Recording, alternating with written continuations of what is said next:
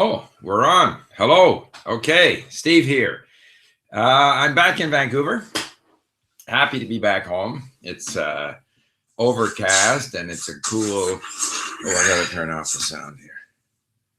Yeah, 10 or 12 degrees or whatever. It's supposed to go up to 15. But it's great to be back. And I want to talk a little bit about what I call the Eureka Moment in language learning, and from some of my own experience, and share that with you as we near the end now of our 90-day challenge, where we're trying to make a breakthrough. And I'm trying to make a breakthrough in two languages, of course, Persian and Arabic. So I decided I'm finding Arabic more difficult than Persian. So I decided to focus on Arabic the previous week. Of course, the week before that, I had my two sons visiting in Palm Springs, so I didn't have much time. And of course, every day we're down there while it's still sunny. We want to go golfing every day. So the amount of time left over for language learning is limited. But I focused on Arabic. And then because I had my online tutor session with Rana in Persian coming up on Thursday. So I said, okay, from Wednesday noon until whatever time is available, and we did play golf, but I went to the gym and around the house, picking things up, whatever I was doing, I was focused on Persian. Now, one of the things that we now have, at least on the beta on my app, is the ability to go into a course and say, listen to the audio for the course, so I can hear the whole course. Because previously in the playlist, sometimes, depending on when I added something to the playlist, it may not all be in sequence. But I wanted to hear who is she in Persian in sequence. So I listened to that, and I listened to a few other things. Also, Rana created some very good mini stories in Persian, 7 mini stories. And I also listened to that whole series. And then I went through and looked up some of the words, the links, words that I still hadn't, learned. So I put an effort into Persian, and I had my conversation with Rana. It was the best conversation I have had. She noted it. She even went, clap, clap, clap. And for me, I felt I was able to control the conversation. I was able to recall things. Of course, words at times I wasn't able to find. She provided them, but mostly the words that I knew, I was able to use. The words that I didn't know, and she provided them. So it was a great moment, because you sort of suddenly realize that you're making progress. Now, those Eureka moments are important because they keep us going. Because so often we feel we're not making progress. And of course, the Eureka moment is not limited to when you are able to use the language. It's also in terms of listening and reading. So, I was just thinking the other day, I wrote this book, I think about, 12 years ago. More, 2002, what's that, 16, 17 years ago. I spoke 9 languages at that time. I'm now working on languages 19 and 20, Arabic and Persian. But when I started into Russian about this, a little after I wrote the book, Russian, it's got to be very difficult. It's a Cyrillic alphabet. They got all this complicated grammar. And I can remember still jogging around here in West Vancouver, listening to Turgenev, listening to an audiobook at Sidieti. And I listened to it many times. And, previous to that, I had listened to other things in Russian, which were at an earlier stage. I had fewer words. I couldn't really understand it, like I can't remember what the name of it was, about the postmaster's daughter, I guess it was, Chekhov. Anyway, so Turgenev, I'm actually enjoying it. I was living in the mid-19th century in Russia. That was like a Eureka moment. And so there are many, like right now, for example, in Ukraine, there's a debate between the current president Poroshenko and his rival Zelensky.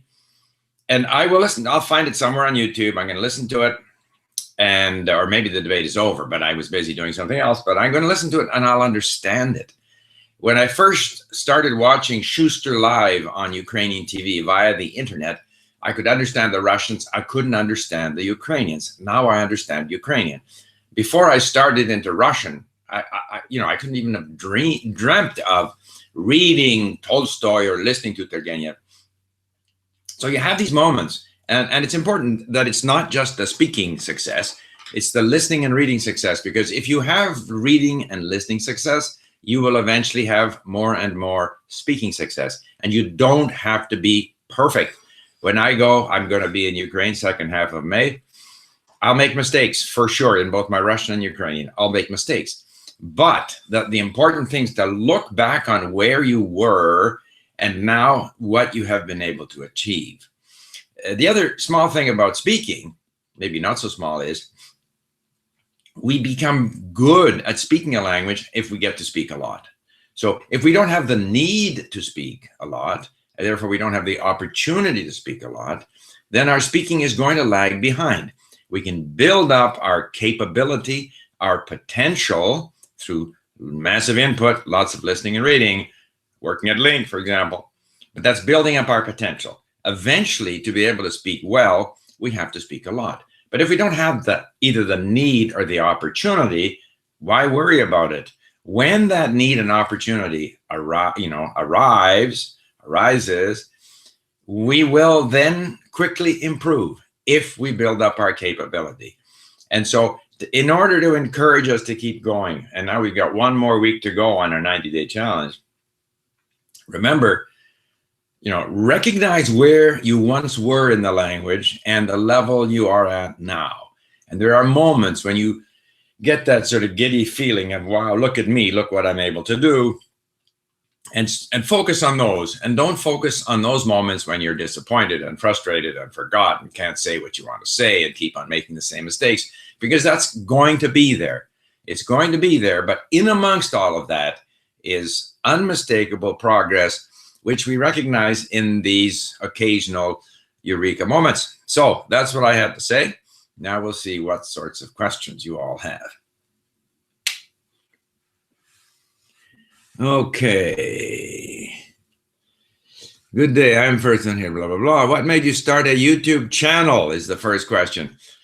I knew nothing about it. Someone said I should. So 12 years ago, I started a video. And yeah, I just kept going. I went from one or two subscribers. I had no idea what it would be like to launch a video out there that some people somewhere might find and how they would react. But it just kept growing, and yeah, no particular purpose. Scott, I'm going to start all off. To me, the first Eureka moment was when I was reading part of a French novel, and for the first time I was seeing the story in my head like a movie, not a translation. Scott Preston, an excellent point. There comes a point when the language, the foreign language that we're learning, is meaning. All by itself is meaning. We're not translating it. It's meaning. And as you say, it's like a movie, because through words, and that's why I like reading and listening, because it's just words, and we're conjuring up all of these, scenes and personalities through those words that we're getting in the foreign language. And I'll always remember, for example, when I listen to, say in Mandarin Chinese, they have these storytellers, Sanguo Yanyi, told by a storyteller. And it's so much more powerful than the movie because it's only words. So you have to conjure up everything based on the words. And when we get to that point, and that's why audiobooks are so great, when we get to that point where we're conjuring things up in our mind directly, meaning foreign language equals meaning without going through our own language, that's a Eureka moment. What else we got? What is the genesis story of LingQ? Oh, that's another long story, but I guess when I was about 55, I decided I should really learn Cantonese. In Vancouver, there's lots of Cantonese speakers. I spoke Mandarin. I could stumble in Cantonese, ne ho ma, but I couldn't really speak it. So I decided to start learning Cantonese. As part of that, I listened to Cantonese radio in Vancouver, and I heard that there was a Chinese immigrant who had arrived at the airport and had his life savings, $10,000, stolen at the airport. There are gangs that prey upon these people because very often these Chinese immigrants, they arrive with all their money in a bag and they leave it on their cart, which isn't very smart.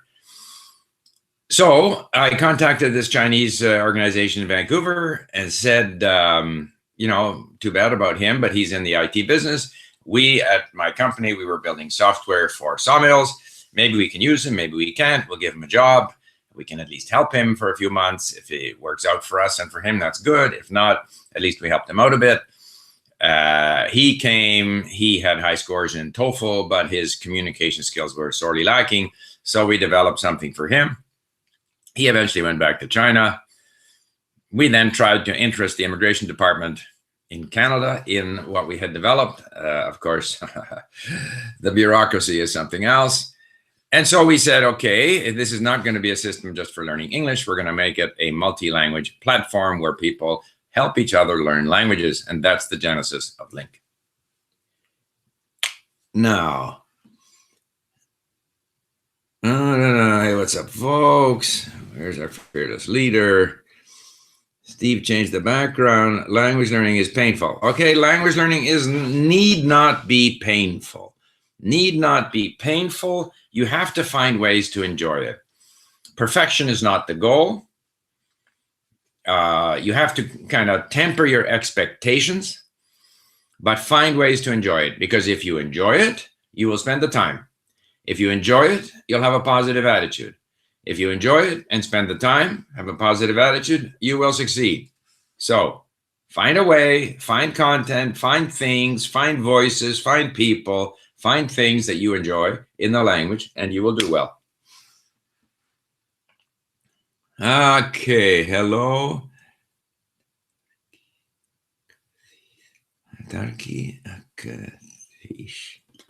Hi, Bernd here from Journey. Hi, Bernd. Shukran ale address. Thank you. Hello. Blah, blah, blah. If it hurts, you are doing it wrong. Just listen to yourself and enjoy yourself. Yes. Don't torture yourself. Enjoy the process. Yes. Can you learn 100 characters in 1 month? Yes, you can. Steve Copper, president. Okay. President of what? Will you get confused if you're learning Spanish and French at the same time? No. And I think if you are advanced in Spanish, it's a good time to start French. What is this book about? Well, the book describes my own experience in learning 9 languages during my professional career and some of my ideas about language learning, and some advice on language learning. Yeah, it's still available at Amazon. What kind of place can you get nice shelves like those behind you? Everything seems to be flat packed. MDF. No, this is IKEA. And I've got shelves for my books and shelves for my CDs. And I can tell you, I got lots of them. And a lot of them have to do with language, but there's also others. And one interesting thing is, as I look at, and I've got books on Turkish and languages that I haven't even started learning. And I know that if I apply myself, and if I enjoy the process, which I will, then I will succeed. Okay.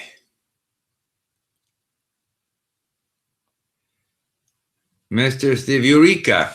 Okay, well, maybe we have some Greek scholars here as to the origin of the word Eureka. But Eureka is that moment when we discover something. We suddenly realize something. It's that flash moment of aha, wow, that's a Eureka moment.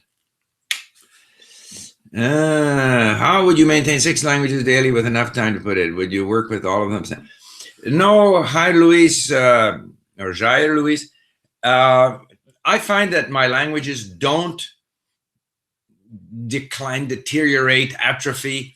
If I can leave them for 6 months, for a year, get back in there. I'm a little rusty, but very soon I get back to where I was.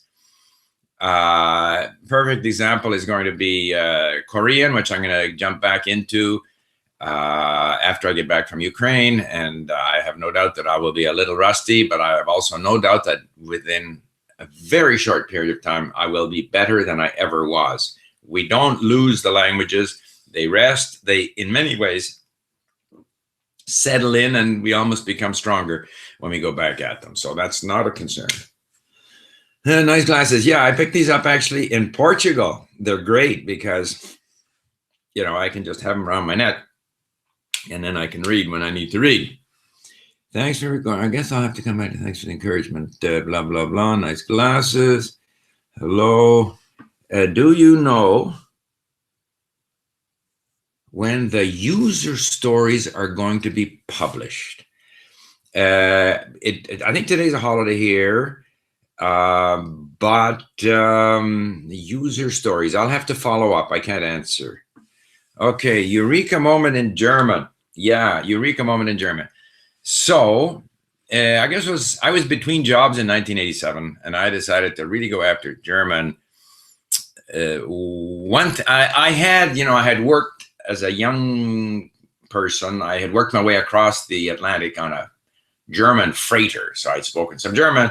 I had my German book with all the der, die, das, and I had also worked on construction in Vienna for a short period of time where I used some German. So I had some sense of German. In fact, my parents were born in Czechoslovakia and they spoke German at home, although my brother and I never did. So I went at it. The first thing I did was stop trying to remember the declension tables. It's a useless, it's a fruitless, futile thing to do. You won't remember them. And so I went around the bookstores, secondhand bookstores in Vancouver, found a whole bunch of readers with vocabulary. So that got me started. So I did a lot of reading. I had a month off. A lot of reading of these things with the vocab, with the glossaries. And then I found these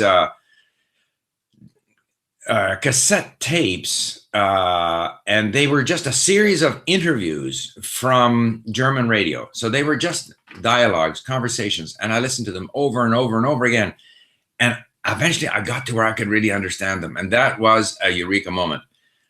Then I set up my own business, and I had, we did some business in Germany. I had a bunch of Germans came over, and I couldn't really communicate very well, but I ended up going to Germany, traveling with my agent, sitting in the car on the Autobahn, stuck in traffic for hours, and through a lot of then talking, I was able to activate everything that I had done. But I guess two things. One, understanding those initial cassette tapes, and then being able to carry on conversations on the Autobahn.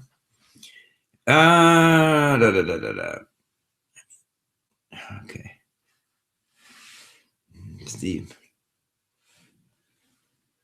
How to tackle learning a language that does not have many resources for example, learning Cantonese, and it's very hard to find good intermediate resources. I mean, first of all, we do have Cantonese at LingQ now, I believe. I listened to Cantonese radio here. When I started out, because I spoke Mandarin, I got people to read things in Cantonese, things that I could read in Mandarin. Then I listened a lot to Cantonese radio. And there are podcasts out of Hong Kong. You should also try to see if, I haven't checked on Vocalmatic, these automatic transcription services. I haven't checked to see if they do Cantonese, but you can get like history podcasts and other podcasts out of Hong Kong. If you can read and if you can get these transcribed, that would be intermediate content. Other than that, I would look for Cantonese radio on the internet.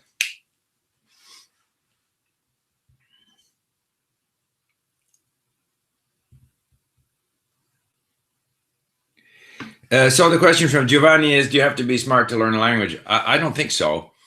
But it's possible that some people do better than others. But the differences are not that great. I think we have to just stay with the program and learn languages for yourself. Don't learn, looking over your shoulder like someone else is better than me or worse than me or speaks with a better accent or stuff. That doesn't matter. You learn languages for yourself, for your own enjoyment. And so whether someone else seems to be moving along more quickly or not really shouldn't be a consideration.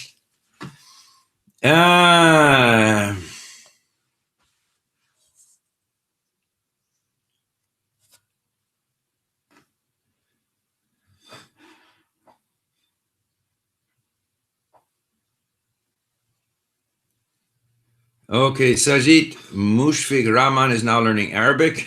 It's a toughie, yes.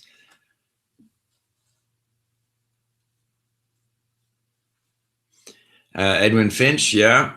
Course playback. It's actually, being able to listen to the whole course as a playlist is tremendous. We should have done it earlier, but at any rate, it's coming. Do you ever have the problem of knowing all the words but not really getting the meaning? Of course. And that's why sometimes if you're reading and fighting your way through word for word what's written there and you don't really get the meaning, then when you listen to it, you get more momentum. You get more of a flavor. So that's why it's important to read and listen. But still, the brain has to get used to a new language, how things are expressed. You can know all the words, you can know all the grammar rules, and still there is a pattern there that your brain is not yet used to. And you just have to keep feeding it and feeding it and feeding it. And I noticed this when I was listening to Who Is She in Persian, which I struggled through, months ago. And now I just understand it all. So the brain, just trust the brain with enough exposure, some repetition, some new stuff. The brain will eventually start, organizing these things, establishing the connections to be able to understand. I've been studying languages regularly since 2013. I'm still not fluent in any language. I know to just stick with one language. I know now that it is so important to stick with one language. Okay.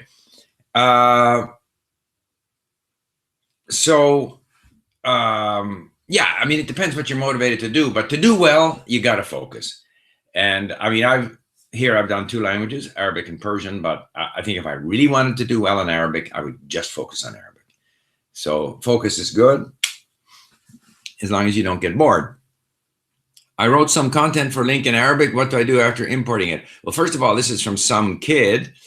First of all, hopefully you have recorded it as well, because we can't have it without the audio.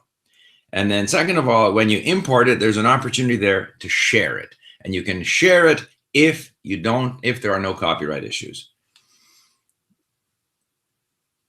What are the most useful languages? I mean, you can Google to see which are the most widely spoken languages. As to which are the most useful languages, that depends on what you need the languages for.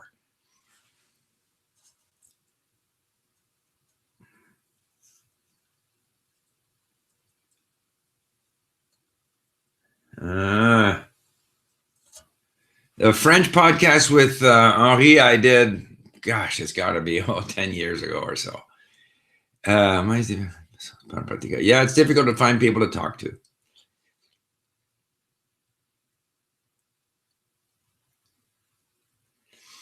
Amanda Panda asked me if I think my language learning approach is noble. I don't know whether you mean novel, but I mean, my language learning approach is everything I talk about here in these videos. In other words, focus on input, focus on enjoying the language. Don't worry when you speak. Look for opportunities to speak, but when you feel like it, but don't worry about mistakes, and enjoy the process. And get the brain has to get used to the language. It needs a lot of exposure.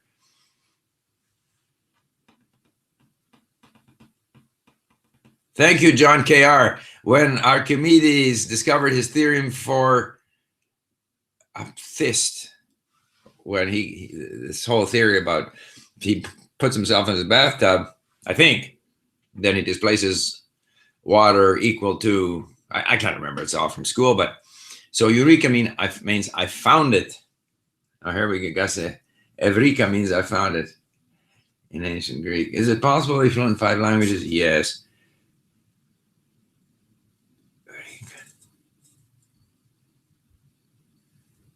You have been learning languages for many years. Bangla is the 5th most spoken language now.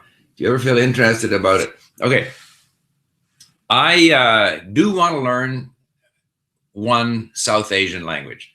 I'm moving my way gradually in a southeasterly direction from, Greece to Arabic, Persian, and but it might start with Hindi.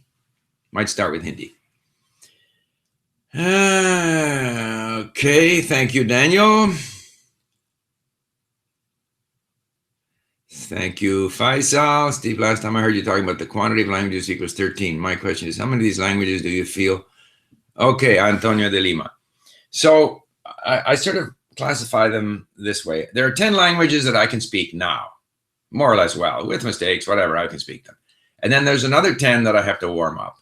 And so Czech or Polish, going to be a little more difficult. Greek, Romanian would take a lot more warming up. But right now with Persian and Arabic, because I'm doing them, I can speak, although not very well. So 10 that I can turn on and 10 that require a bit of work. I don't really like TV series or films. Could you say some tips to enjoy learning languages from Lara? Yeah, I'm not a fan of TV and I don't like learning languages from video or film. Video or film is great for me. It can be fun. It can be a reward. It gives you a Eureka moment. You understand everything. But for learning, I prefer things that are more word dense, reading and listening. In other words, what we have at LingQ. Combining the reading and listening and focusing on words and phrases and getting the words into your brain. The video where you see people moving around is a distraction, and typically videos are not as word dense because there's a lot of action. You're able to infer the meaning from the action. You're not relying just on the words to convey meaning. So the fact that you don't like TV and film is not an obstacle to learning languages. How do you feel about language teachers who speak the target language as a secondary, since they went through what I did and speak more closely to me? Yeah, personally, you know, I would always prefer to learn from a native speaker, because the native speaker represents, you know, the goal. I won't achieve the goal, but that's where I want to get to. That's the person I want to imitate. The native speaker, to my mind, is more authentic. If I learn Korean from an American or a Japanese, somehow there's a credibility issue. So, however, most language teachers are not native speakers. They, you know, obviously, if they are good motivators, because don't forget, I believe the biggest, most important characteristic of a good language teacher is that they are good motivators and good communicators.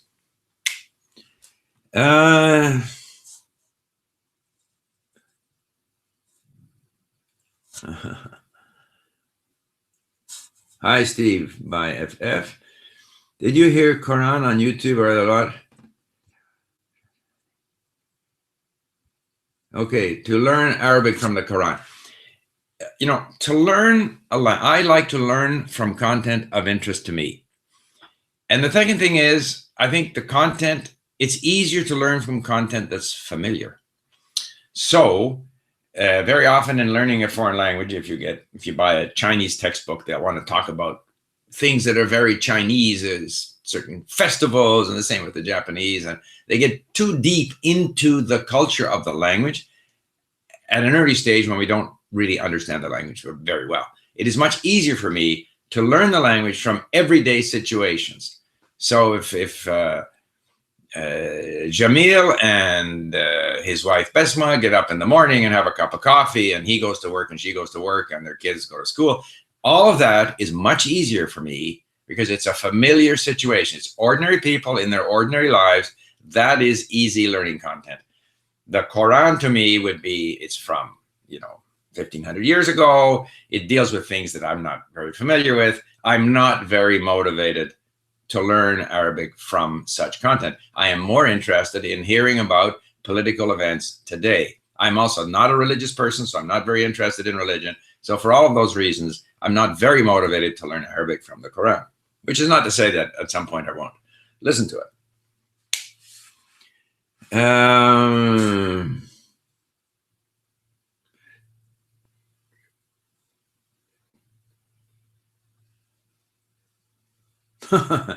Von Nguyen, I'm not going to answer your question. Could you show us your room? Well, I can show you a little bit. So let's see what happens here. So here you have, it's a bit messy. So I got all my books in there. See what you can see in the background. And some pictures. When the grandchildren come, they can sleep in these bunk beds. And I will even show you, if this works, this is a view outside. So you can see how green Vancouver is. Okay. And we're kind of near the water. And there you go.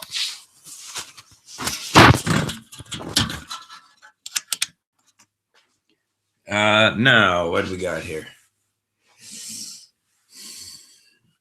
So, Assalamu alaikum. Do you measure learning based on levels like CEFR? I don't typically worry too much about that. However, I am going to Ukraine. And first of all, I'll be in Eastern Ukraine. And then I'm going to go to Lviv, where I have a teacher who worked with me on my Ukrainian before. And I'm going to ask her, just out of curiosity, to give me an unofficial evaluation of my Ukrainian and maybe my Russian and tell me if I'm B1, B2, or whatever level she thinks I am. But ordinarily, I don't really fuss too much about those levels. If people ask me, very roughly, I'll say I think that my French is probably C1. My Japanese is a strong B2, as is my Mandarin. Most of the first 10 languages are in that B2 range. And then they drop down to B1, most of them.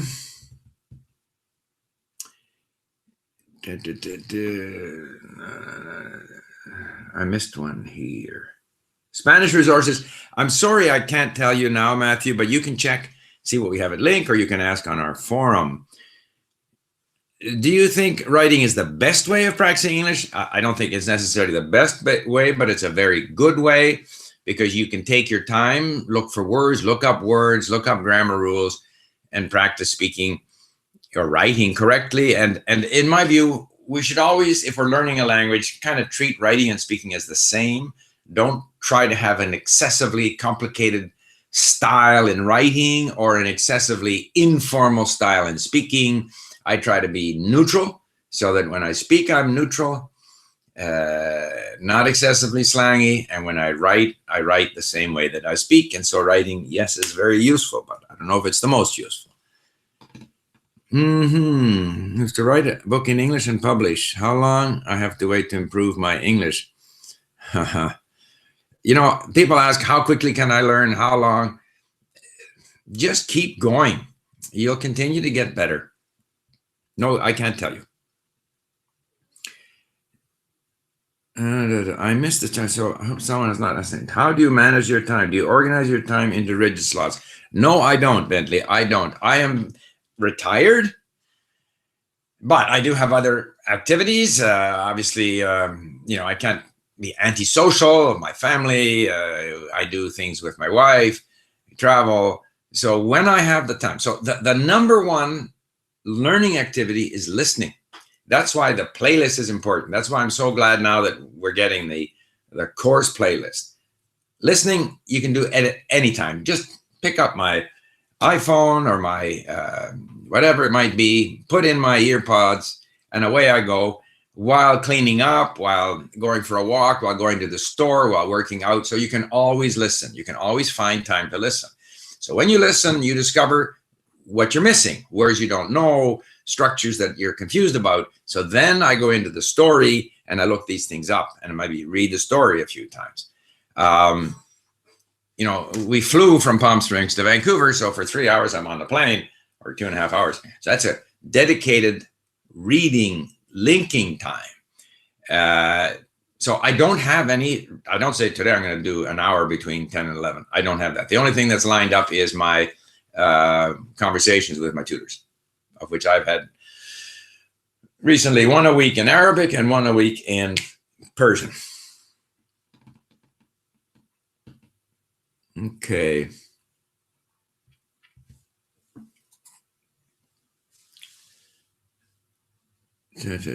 Okay, so that's basically it. Routine strategy, there is none. Do what I want to do when I feel like doing it.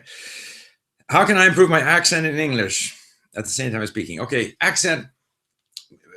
First of all, stop worrying about your accent. Anything we do in language is negatively influenced by pressure. So if you are concerned about something, you'll do less well. So don't worry about your accent. Lots of listening.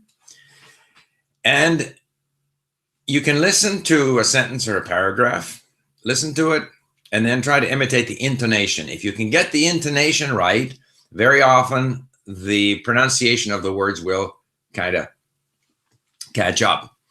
One other thing, it's important to know, I know many people. Okay, if a person speaks English well, uses words well, has a wide vocabulary, speaks accurately, and has an accent, and that's person A, and person B has very little accent, but doesn't use the language well, makes mistakes, then person A is much more impressive than person B. So accent is, I would say, there's far too much emphasis placed on accent.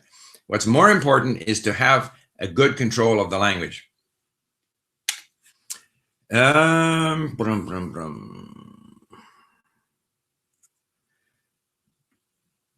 Okay. Will you continue to do these types of streams after the 90-day challenge? Maybe once a week. I'm thinking of doing that. That maybe have one monologue and then one of these. Faisal, can you give me advice on how to memorize words? Yeah, don't memorize the words. Expose yourself to more and more. If you try to memorize a limited range of vocabulary, sort of block learn something, the harder you try to memorize it, the less learning is taking place. And there's studies in cognitive science that show this. You're far better off to move on to new material where a lot of words that you are trying to learn are going to reappear anyway. Stimulate your brain with exposure to the language rather than trying to sort of memorize a limited, arbitrary list of words.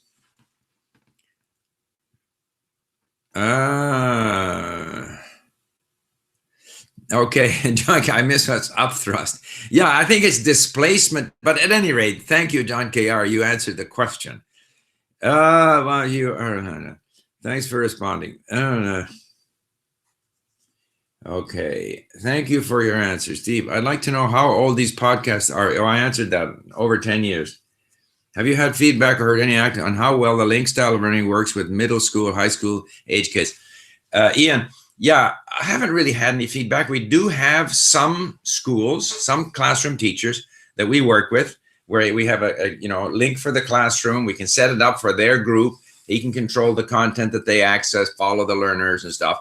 And I think the kids like it.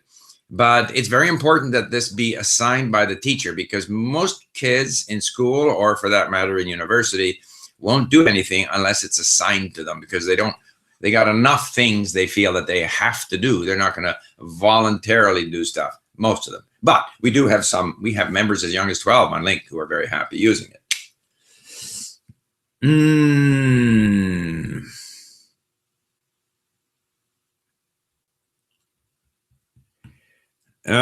Do Iran Arabic and Arabic I don't understand. But poetry again is well down into the future here. It's near Horseshoe Bay. Yeah, this is Eagle Harbor. Phrases or words, which better for me to learn a new language perfectly? Both. You need the words and you need the phrases. So typically at LingQ, I save the word and then I save a phrase around it. Eventually I will unsave the phrase and just keep the word or words if I still don't know them. But phrases consist of words, so you have to know the meaning of the words. But in order to be able to use the language, you have to be able to have, a sense of which words are used with which words. So you also have to learn phrases. I was wondering how I can become a tutor on LingQ. In what language? There is a tutor section, and you can go there and register yourself as a tutor and make time slots available, and people will sign up. Does knowing many languages help you with picking up women? I would imagine so. I'm married, so I can't comment on that, but it's a bit like business. The more languages you know, the more opportunities are going to come your way. That doesn't mean you're going to succeed with all those opportunities. Similarly with language, just because you can speak the language, that's not guaranteeing you success with women, I think. What do you think about multiple intelligence? I don't really buy the theory of multiple intelligence. To me, there's intelligence, and then there are other things. So emotional intelligence, I don't necessarily believe in all of that. I'm a firm believer that we can all learn. Reading is a great way of learning. The more we read, the more we learn. The more we know, the better our critical thinking. So a lot of the sort of modern critical thinking, multiple intelligences, learning styles, I'm not a big fan. Reading is the most important. Does listening to target language on lower volume than usual make what was said good for? I don't do it. In fact, I think that when learning a language, you want good volume, pleasant voice, pleasant experience. You don't want to be straining to understand. Just as with reading, you want a larger font, clear text. That's why so many of the Arabic books were so bad, because the font is so small. It's difficult enough to read the Arabic script, or Persian for that matter. But then if they make the script small, or if the text is fuzzy, you know, when you're learning a foreign language, the conditions have to be as pleasant, as comfortable as possible. That's true of the audio. It's true of the reading. Low volume, not good, in my opinion. Tone groups theory in English. Tone groups like high, drop, low. Do you think that intonation is important for non-native speakers? Yeah. Again, I think the less terminology, high, drop, what was all that again? You know, high, drop, low bounce. I don't think that's helpful. I think you have to listen to it and imitate it. It's like this pitch thing in Japanese. I never bothered about pitch. I have no idea what they're talking about. I just try to imitate what I hear and get that. It's like that pitchfork. Bing! There has to be some resonance. You have to kind of be open to what you're listening to and then try to imitate it without getting too much into the theory of the thing. The same is true of correct usage. You can occasionally look at the grammar, but mostly you have to allow the brain to get used to what it is exposed to. If you recall, your wife is from Hong Kong. Did you practice your Cantonese with her? No, essentially. We do sometimes say things in Cantonese to each other if we don't want people around us to understand what we're saying. I got into trouble getting off the plane yesterday because there was this mother and her daughter. And for whatever reason, I thought they were Japanese, but they took forever to get off the plane, and they were readjusting their bags and they were blocking everything. And I said, "Janai Joju sai," you know, like they're just blocking everybody.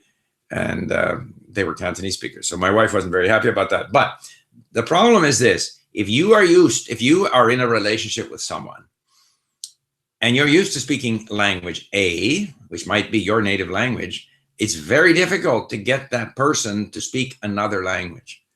Because your relationship is based on you're communicating in a certain language. It's not so easy to switch. So she was not in any way helpful in my learning Cantonese.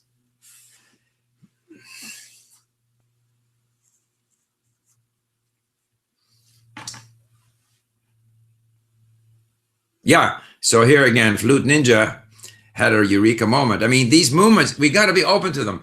And we have to focus on these positive moments when all of a sudden we feel this, wow, look at me, I'm flying, you know, because there are moments when we don't feel so good about ourselves. And we have to remember these moments, these positive moments, and focus less on the frustrations that are a part of language learning. I guess you can learn a language during all your life, nowhere to hurry. So exactly. Privyet, Vanya. There's no hurry. The language isn't going anywhere. You know, like Russian, I would love to improve my Russian, but I'm learning other languages. But Russian isn't going anywhere. The works of Russian literature aren't going anywhere. There's going to be Russian movies. I'll have another opportunity to visit Russia. It'll improve over time. There's no rush. And if we're enjoying it, I'm enjoying learning Persian and Arabic. I'm in no hurry to end the experience, although I will be ending it for other reasons, but not because I'm in a hurry. Okay, how one could benefit the most for input-based learning? Start living in a country where the language is spoken. Well, Masashi Ozeki, of course, if you live where the language is spoken, that's an ideal situation. But like I am learning my 19th and 20th language, I can't live in 20 countries. I learned Mandarin Chinese in Hong Kong at a time when just about nobody in Hong Kong spoke Mandarin. in Japan, I would live surrounded by the language. We have immigrants in Canada who live here for 20, 30, 40 years and don't learn English. So being in the country where the language is spoken can be an advantage, but it isn't for everyone. And not being there doesn't prevent you from learning the language. And if you're planning to visit the country to work on your language, build up your capability first through lots of listening and reading, so that when you get to the country, you can actually take advantage of being there.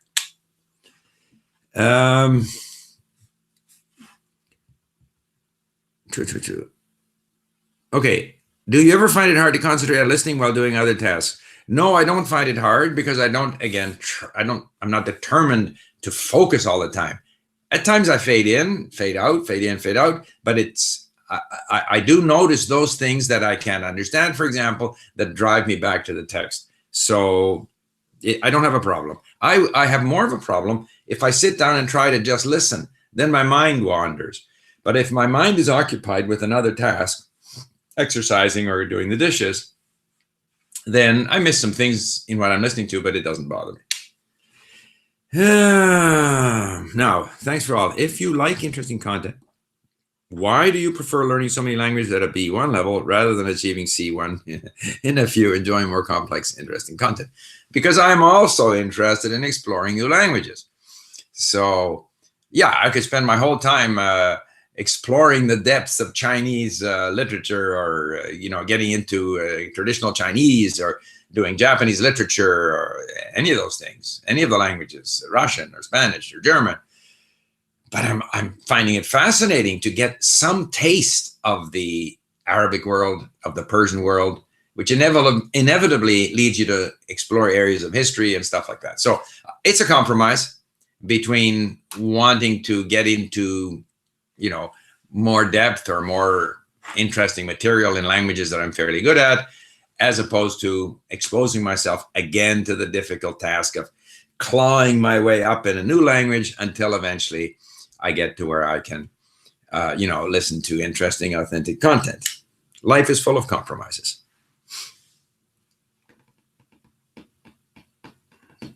Yeah, that's my study. When will you go back to Brazil? I have no immediate plans. When I was doing English, I faced difficulty, although I listened too much to movies, people, or anything else. Well, the listening itself is not enough. Combine the listening with reading, because if too much of it is not being understood, then the benefits are diminished. So make sure you do reading combined with listening.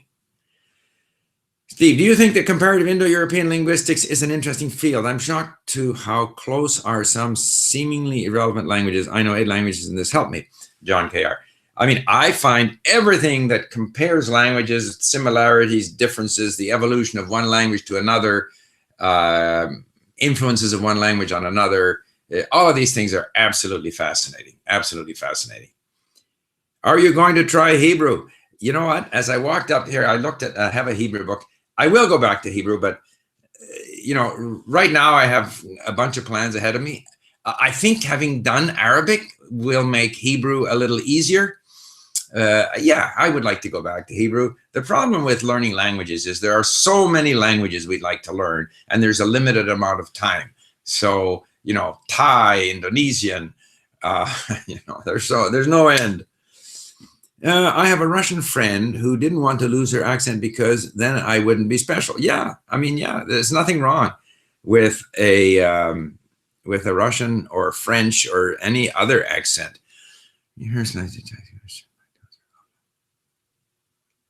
Okay, no, tones are not a vast conspiracy. Tones are real, and the better you use them, the better impression you create. Mr. Steve, which language that you learned do you think that is the most beautiful?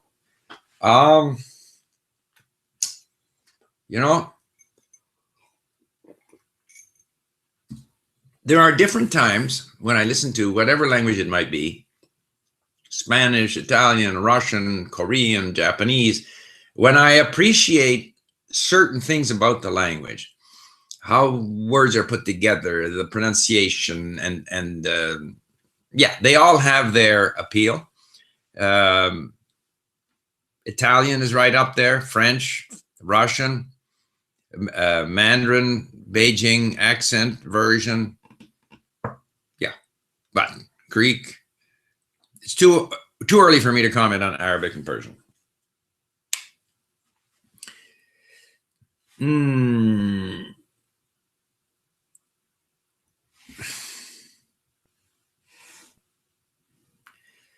To what extent is your learning ability being diminished by age? For example, are you half as fast at learning a language now compared to 30? No, I'm faster now. I learn languages faster now. Absolutely no question. Even compared to, I mean, how long did it take me to learn French? You know, when early 60s, it took me a long time to get to where I could speak Russian. After Russian, it took me 6 months before I could have a conversation in Czech, and a halting conversation at that. And now with my Persian, I actually had quite a decent conversation after really only 3 months. And that is in tandem with learning Arabic. The mini stories are a big reason. I think the brain's the same. You got to keep it active. Keep it active. Not a problem.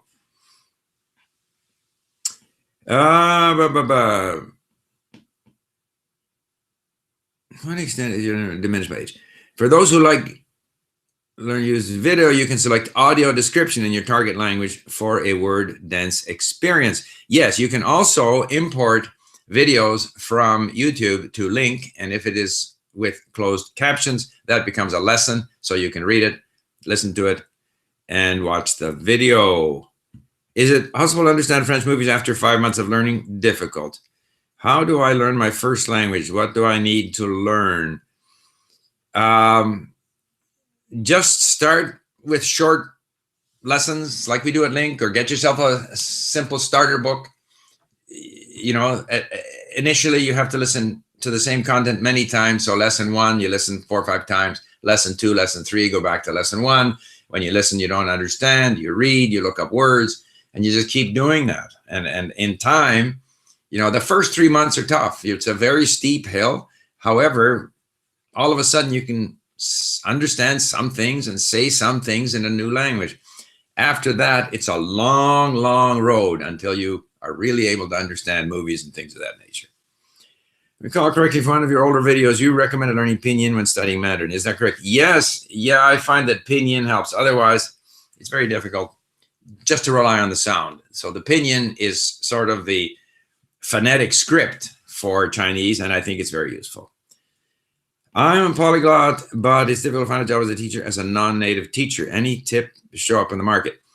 Well, to my mind, there are non-native teachers of a language. And if they claim, like they'll say, well, you know, I know the language well, I know the grammar, I know this and that. To me, and I'm not an employer of teachers, but the most important thing is to motivate the learner. So if you are a good motivator, if you have good communication skills, you have empathy with the learner, those are all valuable attributes. And insofar as, you know, whether you might have an accent or something, there's so many resources out there. So whatever the language might be, we can find, you know, unlimited amounts of audio and text resources on the internet. So the teacher doesn't have to be the model. The teacher can introduce, you know, lessons, content of interest to the learner, enable the learner to get all the input the learner needs. So therefore the teacher doesn't have to be providing that. The teacher can be a guide and a motivator, in which case a native speaker, or at least a non-native speaker, is just as good. In my own case, I provide my own motivation. So what I look for in a tutor is someone that I can converse with. So that's different from a classroom teacher. Are you going to do a 90-day challenge for Russian? No, I'm not going to do a 90-day challenge. I'm going to be in Ukraine for 2 weeks. Before going there, I'm going to work on my Russian and Ukrainian a bit, but it's not going to be a 90-day challenge. But LingQ will have more 90-day challenges, and people can learn whatever language they want. Don't you think listening to music can be helpful for people who have a great music intelligence compared with interpersonal reading one? No, I don't agree with that. I see no evidence that musical people are better at learning languages. And no, it's not something that I have ever ascribed to. My main frustration on English is when I hear Tony Robbins speaking, I don't understand anything. Well, that's good. So now you've got curiosity. You heard him, you don't understand, go read it. Import the text into LingQ. Look up words and phrases. Listen again. That's good. You want to understand what he's saying. You like listening to Tony Robbins, I presume. Now you would like to understand him. You're going to have to read. Happy Easter. Recommended tips to learn French. Same as for all languages. Español esta mañana. Estoy muy orgullosa. Good, Francesca. Roman, happy Easter to you. Have you read any book in Chinese, and how many characters do I need to read novels? Well, I have read various short story books. I have read Lotus Yangzi. I think you need 3,000 to 4,000 characters to read novels. Hey, Steve, why don't people care about intonation while trying to speak other languages? Because I think it's tremendously important. Yes, intonation is important. Intonation is almost more important than the individual pronunciation of words. Uczycie się jeszcze czeski? Not right now, but I will get back to czeski. How much time should one devote each day learning a foreign language as it involves writing? Well, I spend an hour and a half, about 1 hour of listening, half an hour of reading. Are you going to be Polyglot Conference in Bratislava? No, unfortunately. Do you think we can learn anything if we really want? Yeah, I mean, some things, you have to have sufficient background in, I don't know, maths or science in order to understand more complicated things in math or science. So you have to go through the process. You have to have words in order to understand what you're reading. But in theory, yes, we can understand whatever we want. Where did you buy the Joy the Split style of glasses? I bought them in Lisbon because I walked into a store. I was going to buy the usual $15 reading glasses, and then the person in the store showed me these, and they were like €60. I thought, yeah, but pretty handy, so that's what I got. What do you think about the idea of the silent period? That is the idea you should hold off trying to speak and just do input for a while until you are ready. So I don't believe in the sort of religious silent period. Apparently there's a school in Thailand where people are learning Thai in Thailand, and the teacher says you are not allowed to speak until, he gives the word or something. And so you're in Thailand, surrounded by Thais, and you're not supposed to speak. I think that's a little bit silly. I think we should speak when we feel like speaking or when we have the opportunity. I don't think there's any necessity to speak early. I think the major emphasis for a long, long time is input, listening and reading. But when we have the opportunity to speak, sure, speak. And I find now that I've started speaking earlier because the mini stories has given me more phrases and more sort of high frequency verbs that I can use. But even at that, once a week, an hour in each language is what I'm doing. So I don't think there's any hard and fast rules, but I think the focus for a long, long time is on input rather than output. And particularly if the output focus is on trying to say things correctly, which is typical of traditional language instruction, I'm not sure that that's sort of helpful. It builds up a lot of anxiety in the learner. Hello from Algeria. Merhaban.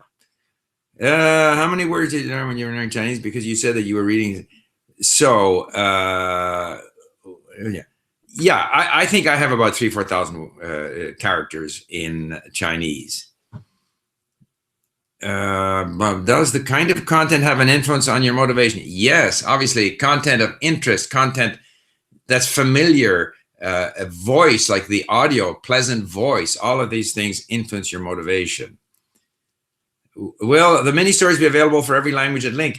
If, we have paid for some, we've had volunteers for some, we paid for the most, popular languages. If people, you know what? Just a second.